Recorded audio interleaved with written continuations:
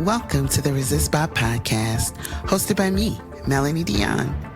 Join me this week and every week as I chat with the advocates and activists in your neighborhood at the intersection where policy meets people. Now, let's start the show. Welcome back to the Resist Bob podcast. I am your host, Melanie Dion. Glad to be here with you again this week. Last summer, I had the privilege of hosting a panel at the Barrel and Flow Beer Festival on behalf of Resist Bot, and we talked about culture as resistance. And the panel consisted of some amazing artists and creatives who had used their craft to push back against injustice, to push back against marginalization, because at the heart and soul of every movement lies the spirit of creativity. And it's usually the voices of creatives that push those movements, those causes into the collective consciousness. So we cannot discount the contributions of those who don't necessarily have the traditional organizer skill set. Sometimes you see something and you work with the tools and the talents that you have. And that is what this week's guest does. Personal friend of mine, we actually work together on some more lighthearted podcasts, but he also takes on topics such as menstruation on his podcast, Period Piece, where he removes the stigma and shame about conversations around menstruation. We also have a podcast together that we do, the Bad Advice Show, as well as that other thing where we talk about, among other things, mental health. And he also has one of my favorite live shows, Drunk Black History, where he pushes back against anything that stands in the way of discussing race in this country critically. Please welcome my friend, Gordon Baker-Bone. Hi, Gordon. Hey, how's it going? That's a long list, but I'm happy to be able to do all that. You do a lot of stuff. I feel like a town crier right now. I'm like, my friend is accomplished. Wow. So let's start. I always like to talk to organizers and begin at the beginning, right? Yes. So you're a funny guy. Uh-huh. And you use your comedy for social commentary. Can you talk a bit about what moved you from going to just being funny to using your voice in that way?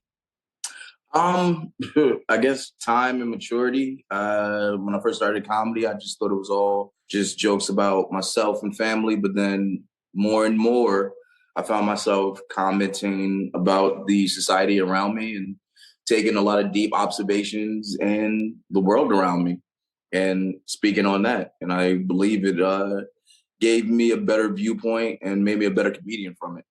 So when we talk about that, okay, we've gone from the social commentary part of it, and then you took it a bit further with Drunk Black History. Can you talk about how you've turned this social event, this night out, into an education?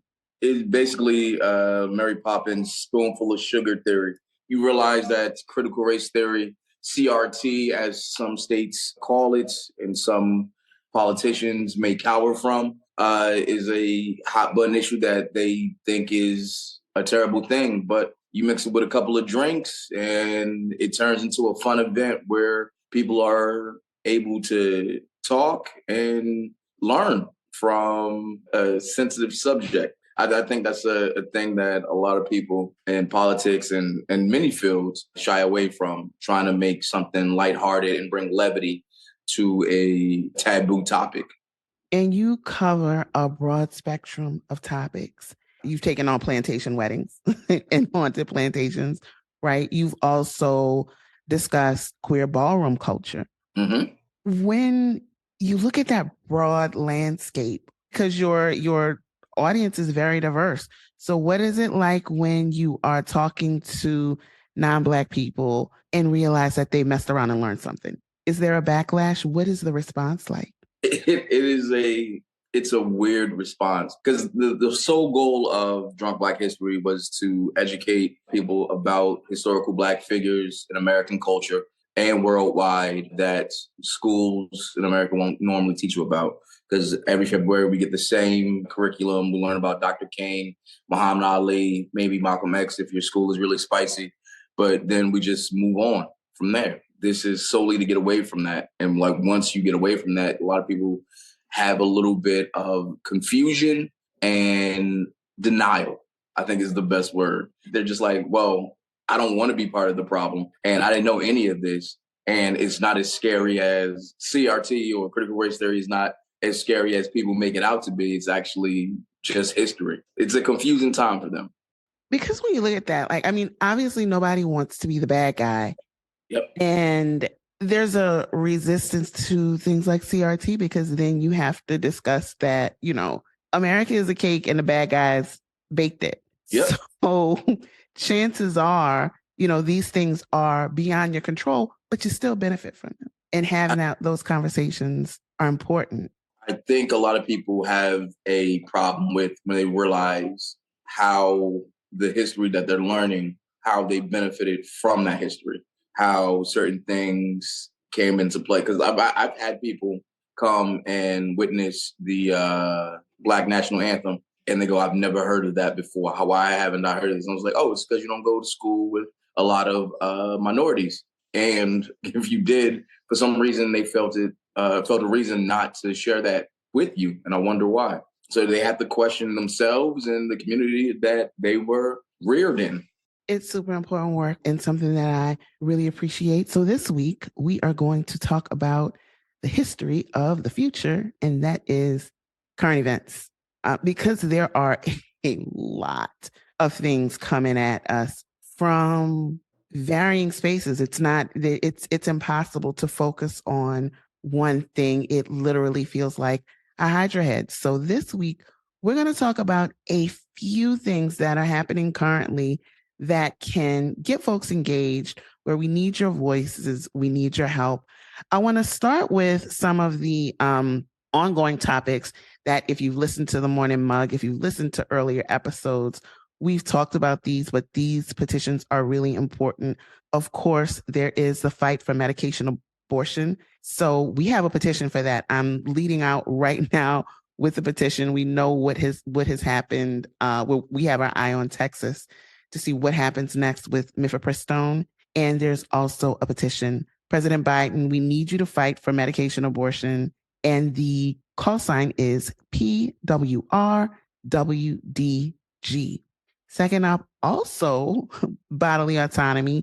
These are things that, again, are going to be covered in the history books because this is a huge cultural shift. The way trans people are being treated currently. We want to make sure that we're on the right side of history on this. And that's to make sure that trans folks have the same protections that everyone has. So that petition, Stop the Attack on Trans People and Pass the Equality Act Now. The call sign for that is PTFEXR. We not too long ago had an episode, our earlier episode, with Erin Reed of the Erin in the Morning newsletter. Highly recommend keeping up to date with her newsletter. She has her finger on the pulse of all things anti-trans legislation. And her newsletter is erininthemorning.substack.com. So, Gordon, I also want to talk about one of your besties, your faves. Ooh, okay. We've got one of your favorite people in the news, Supreme Court Justice Clarence Thomas. Oh, our forgotten bad uncle. Doing Supreme Court Justice Clarence Thomas things. So he was recently the subject of a ProPublica investigative news article talking about these lavish gifts he's been collecting from or receiving over the years from Harlan Crow, who apparently collects fascist memorabilia. When we talk about ethics in the Supreme Court, Clarence Thomas kind of spoke on his own ethics, and it was basically, I didn't know I couldn't do that. And even if I couldn't, yes, I could. Yeah. It brings up that popular question, who governs the ones that govern us? And when we look at ethics in the Supreme Court, there is not a normal protocol for this type of thing. You know, there's the ethics that some other judges have. They do not have that. Yeah. Yeah. Why would they have a similar ethics to everyone? Why would that be conducive? With their lifetime appointments. Yes. Why would we need ethics for that? And Yes. so right now, what Congress is doing is calling for Chief Justice Roberts to investigate him, but people are also discussing impeachment. Yep. Speaking of like drunk Black history and certain historical figures only being told, Clarence Thomas, if you look at his line of work, they make him just sound like a decorated individual, which he is, but it comes with a little bit of a troubled past. Yeah, a lot of shadiness. And the wild thing is that even if you know kind of the surface Yeah. background on him, it's still pretty terrible. Yeah. It's still pretty terrible. And a deep dive is worse. And while we have older petitions that are seeking out ethics requirements, for example, we do have a petition from a few months ago, passed HR 767, the Supreme Court Ethics Recusal and Transparency Act, that has a call sign of PKP AQH. It doesn't necessarily directly address, obviously, it doesn't directly address Clarence Thomas, but this is something that we need for the Supreme Court across the board. Like there needs to be oversight. Yeah. There's a lot of, I mean, we're looking at a lot of issues of government overreach. For example, like when we see it in the judiciary, right? We definitely see it in the judiciary because that's the ultimate goal, is to make something that someone feels should be a law. There's no more ultimate power into saying someone is legally prohibited from doing something. And we see it so many times. I mean, that was the important thing when we saw Trump, appointing judges like hotcakes. There was a reason for that. The judge who has mifepristone in jeopardy, that's a Trump appointee. And I don't know if you read the opinion, but it's terrifying. And that's something that, we have to address, especially when we're looking at these lifetime appointments, because he is also a federal judge appointed until the good Lord says amen. And that should concern all of us. Is that the only job that's a lifetime appointment? Like, I can't think of anything else that you get to have a heavily weighed position on for a lifetime. I think when it comes down to government, judges are the few. Okay. I feel like everyone else is subject to a little more, but that's us struggling in public, sometimes learning in public. In our government, most appointments are not lifetime appointments. Most positions you're elected in, and you either have to continue to run or you have term limits. Yeah. Or you have term limits. Oh my God. We need more term limits, in my opinion. But, that's just my opinion. Oh, my personal opinion is definitely that nothing should be a lifetime appointment. That's absolutely ridiculous. Just getting back to Clarence Thomas, like things like his wife running around during January the 6th. Recusing himself. Yeah. It's not just one thing. This is a pattern. And the thing about it is, if there's a pattern and he's comfortable enough to operate with this fairly openly, we have to look at the court as a whole and see if this is a cultural issue, which is why we need ethics requirements for the Supreme Court. Full stop. Full stop. Other people overreaching, the legislature, everybody is just putting a little bit too much dip on their chip. Right now, a lot of our eyes are on Tennessee. Of course, after the tragic school shooting, students have had enough. Parents have had enough. People with common sense have had enough, and they protested in Congress, as is the custom in this country. Yeah, what's happening in Tennessee, I want to say it's bittersweet, because honestly, seeing that so many children have to come to the aid of this reform is startling, but it's also refreshing at the same time. And the part that angers me is these young people have to speak up because the adults are not being adults. Exactly. We're looking at an unprecedented youthful voting bloc, and it's basically because they do not feel comfortable trusting the adults. Yeah. I mean, would you trust the adults at this point? When the adults aren't being adults, it makes it very difficult. When we say out loud that we're okay with sacrificing the lives of our children for the right to have these dangerous guns that are typically unnecessary. The reasons that one would need that type of gun at all is very narrow. They're very narrow. And the fact is, even if you look past the ban, these people don't want any regulations. They're against background checks, which is something that could have helped when we just had a recent shooting. We've had a lot of shootings where we can look at just the fact that simple background checks would help. We've had shootings in issues of intimate partner violence where background checks would have helped. And it's the basic things that would save lives. They do not want to budge on, and it clogs up the conversation to the point that they expelled 2 members of the Tennessee House for joining a peaceful protest.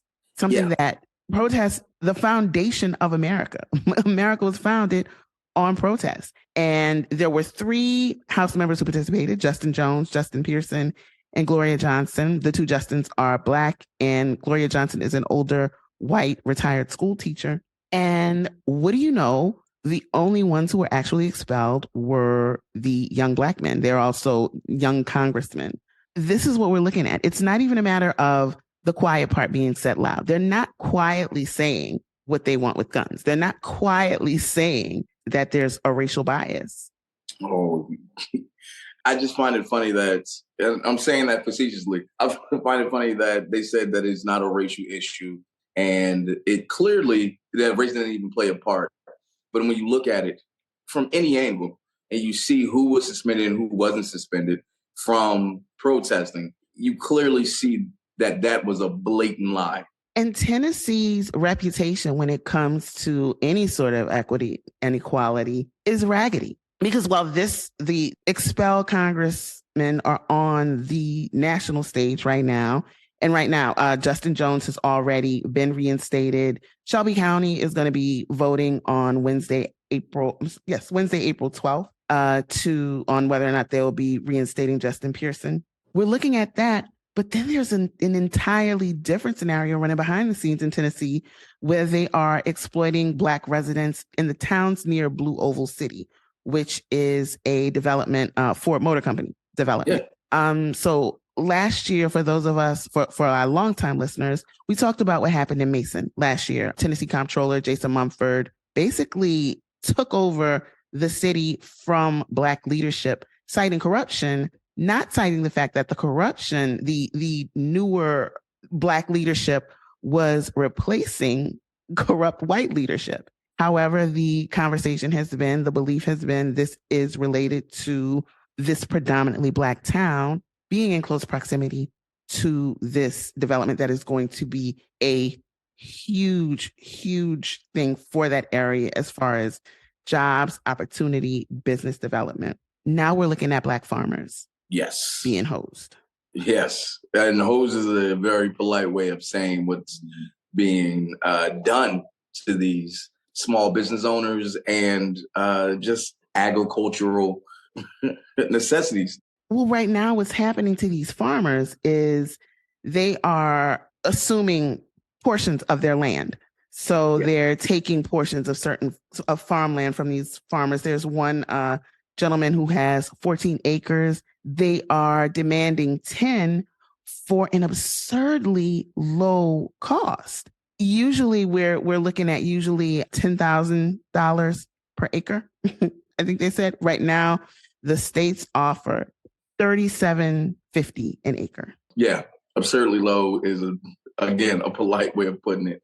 And just to go back to the critical race theory and drawing Black history, if you look at how Black farmers have been treated in this country throughout history, it's never been a fair shake. Is it manifest destiny, or when they were giving out farmlands or land going west, and how in proportion it was given out to white farmers as opposed to Black farmers? It's been a serious issue in this country for years, decades, and nothing seems to have changed besides the administrations. The farther we get from Black agricultural workers being forced to work for free, the more the number of Black farmers drop. So we are, in the double digits when it comes to population, but about 1%, maybe 1.4% current farmers in this country are Black.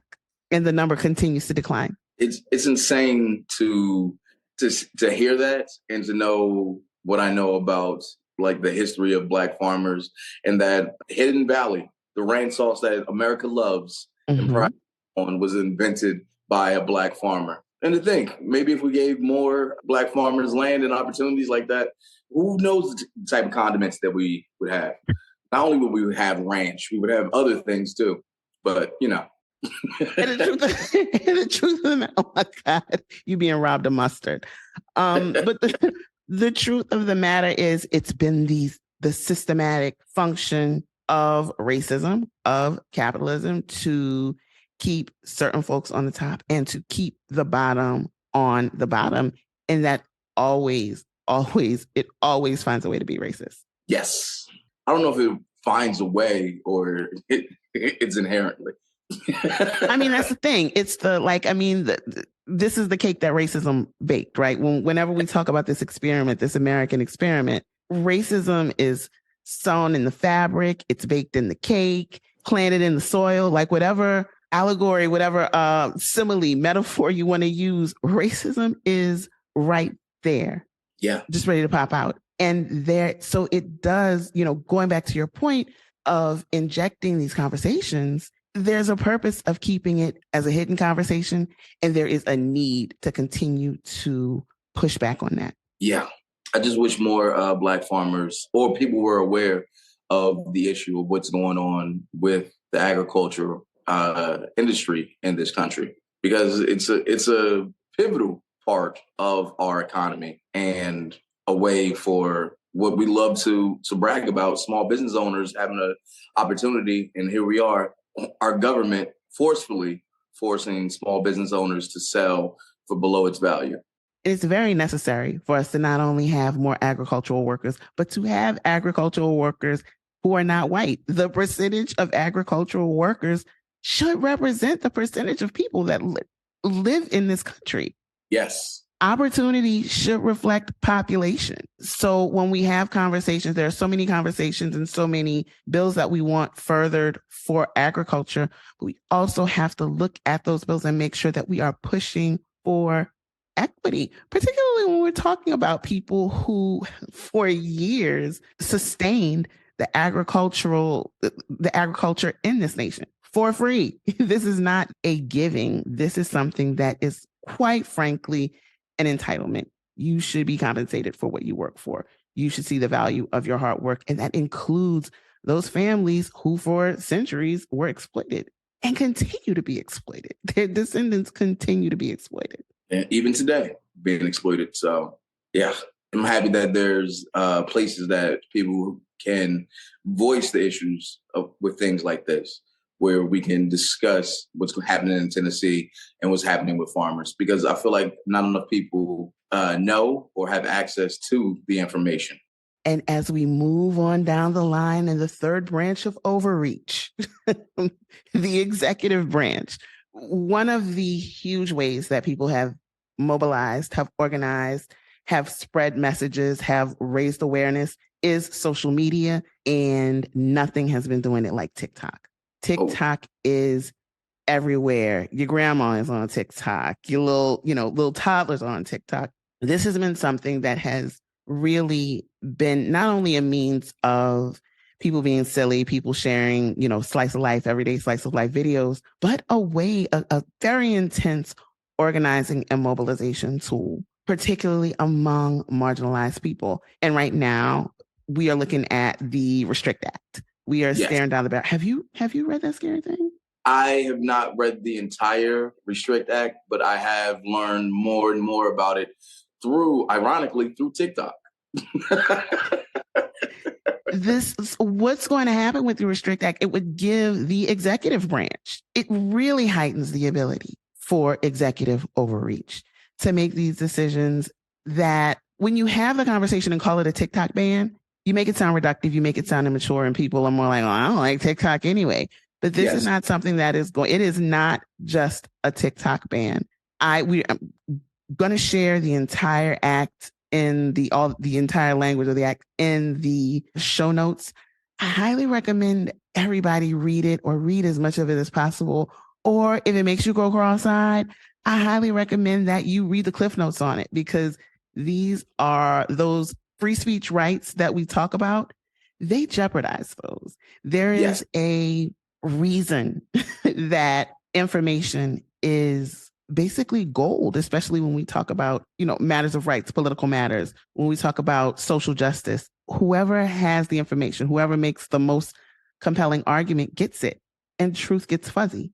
Yeah, it's amazing that they questioned the owner of TikTok for 5 hours, 5.5 hours. Am I correct? It was about 5.5 hours, and it was painful.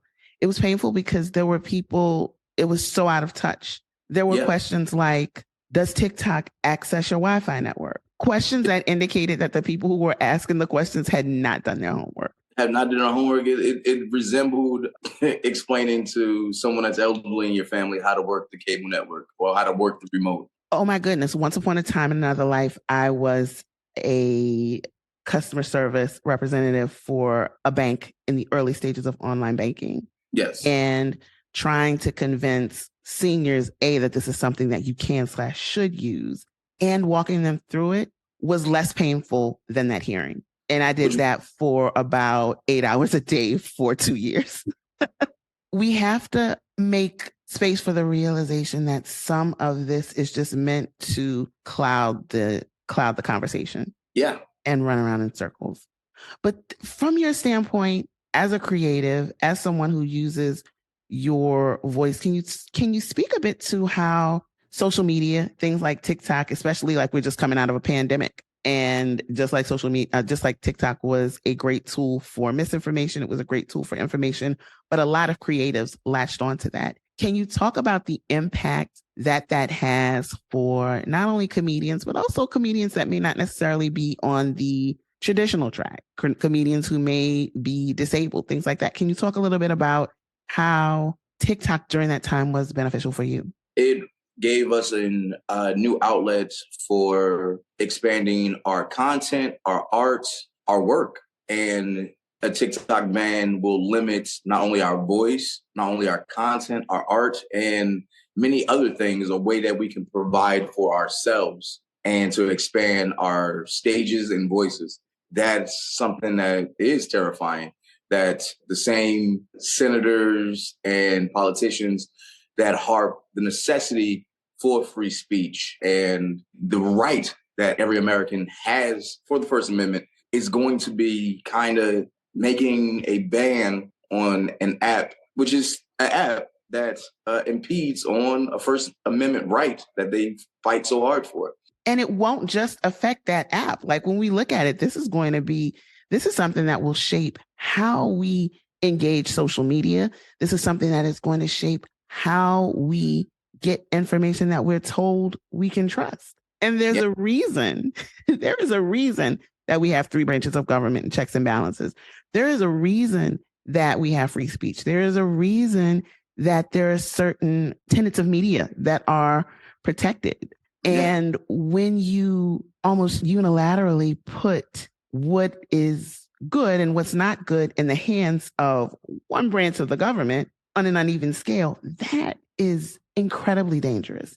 And it also serves to further minimize marginalized voices.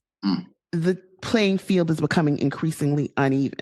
Whoever has the goal dictates the conversation on social media now. Yes. And so having to contend with that and contend with messaging being throttled or contend with messages being just completely erased.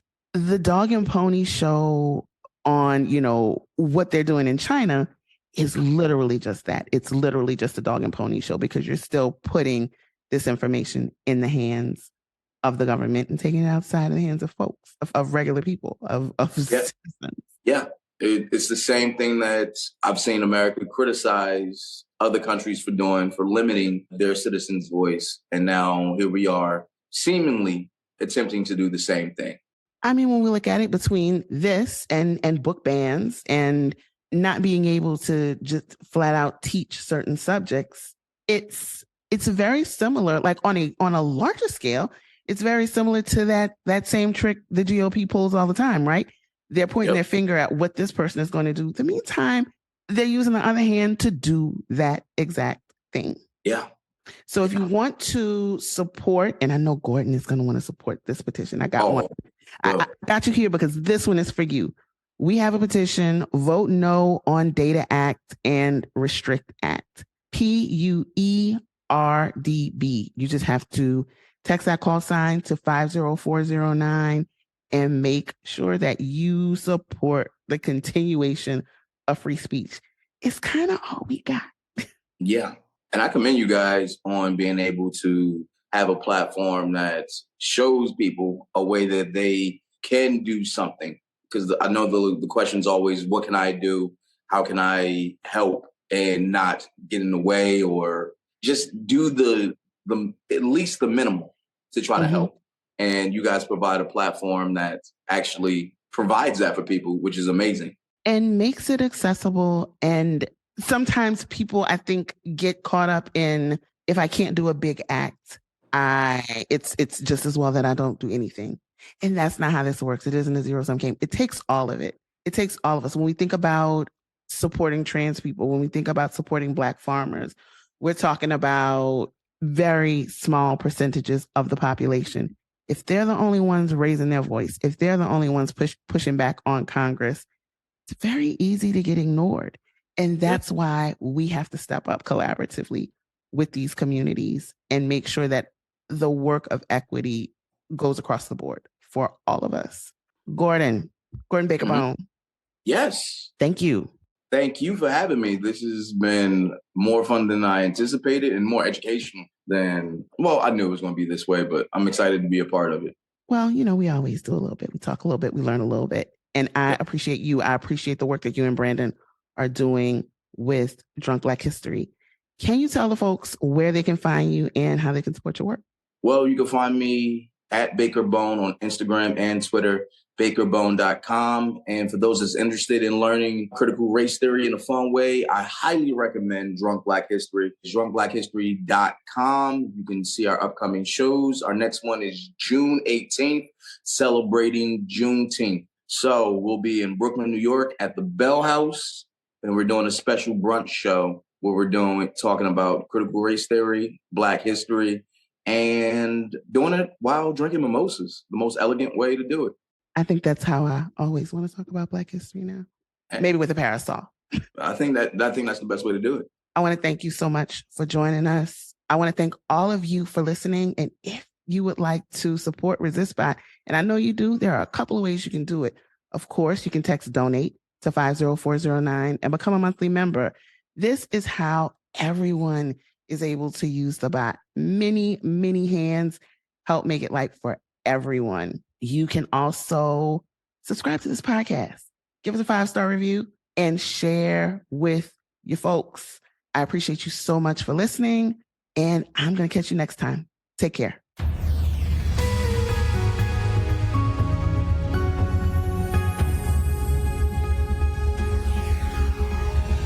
The ResistBot podcast is a production of ResistBot Action Fund, a social welfare nonprofit organization.